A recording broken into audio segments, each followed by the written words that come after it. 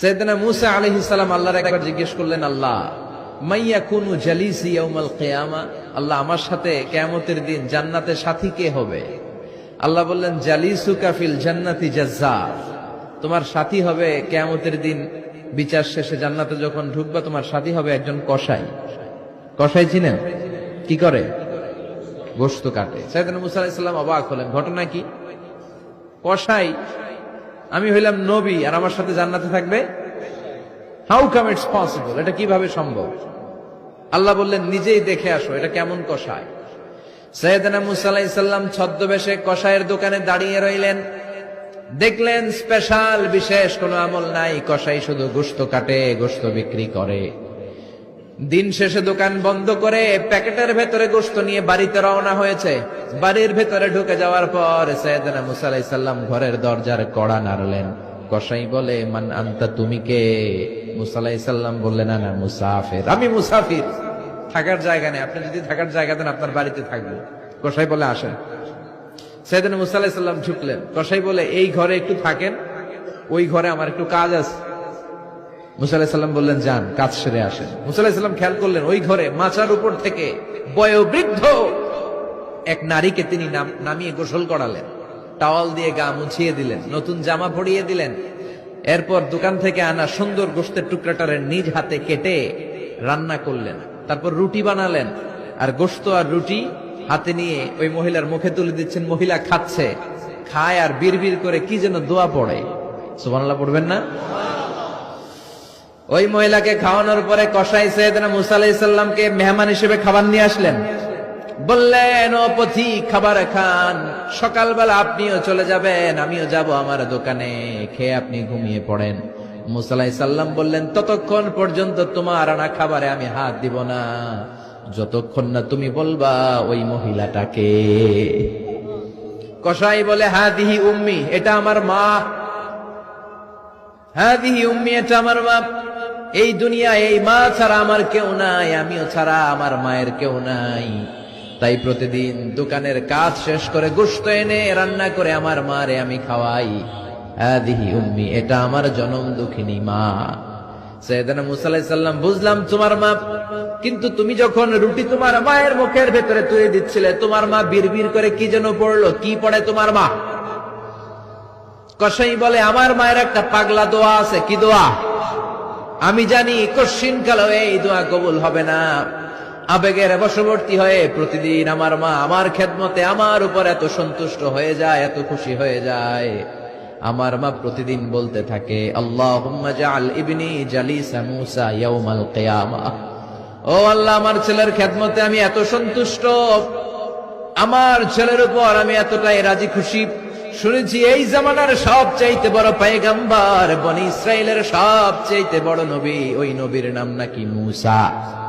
ও আল্লাহ, আমি এত কিছু জানি না, এত কিছু বুঝি না, এত কিছু চাই না, তোমার দরবারে শুধু একটাই চাওয়া, একটাই ফরিয়াদ, তুমি আমার ছেলেরে কিয়ামতের দিন মূসার সাথে হাসর নসিব করে দিও।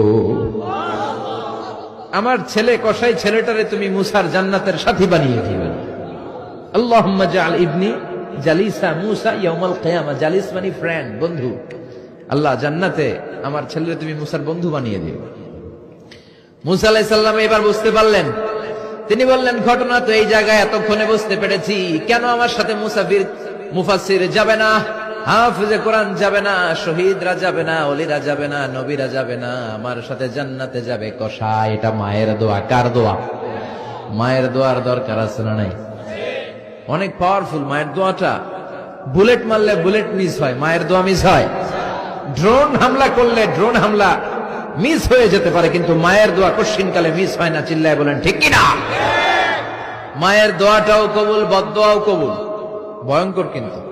মা দোয়া করলে কবুল হয়, কিন্তু বদদোয়া করলে কবুল হয় না। এরকম হলে it was not a big deal, এটা বড় সমস্যা ছিল না। কিন্তু দোয়া করলেও যেমনি কবুল, বদদোয়াটাও কবুল। এজন্য খবর আছে না নাই? এক একটা মায়ের এক একটা বেবি জন্ম দিতে কষ্ট হয় না? শুধু কষ্ট, কি পরিমাণে কষ্ট এটা মা জানে, বাবা জানে না। এজন্য বিষ্ণু বলেছেন, মায়ের মর্যাদা বাবার চেয়ে কয় গুণ বেশি? আবার আল্লাহ বলেছেন হামালাতু উম্মুহু, বাবা তোমার পেটে ধরে নাই, পেটে ধরেছে কে? ওয়াহানান আলা ওয়াহান, ব্যথা, কষ্ট, জ্বালা, পেইন বাবা সহ্য করে নাই, করেছে কে? অফিসালহু ফি আমাইন, 2 বছর তোমারে বাবা দুধ খাওয়ায় নাই, দুধ খাওয়ালো কে? মায়ের এক ধারে দুধের দাম, কাটিয়া গায়ের চাম, পাপস বানাইলে ঋণের শোধ হবে না, এমন দরদি ভাবে কেউ হবে না আমার মাহাগো, এমন দরদি ভাবে কেউ হবে না আমার মাহাগো। ঠিক কিনা?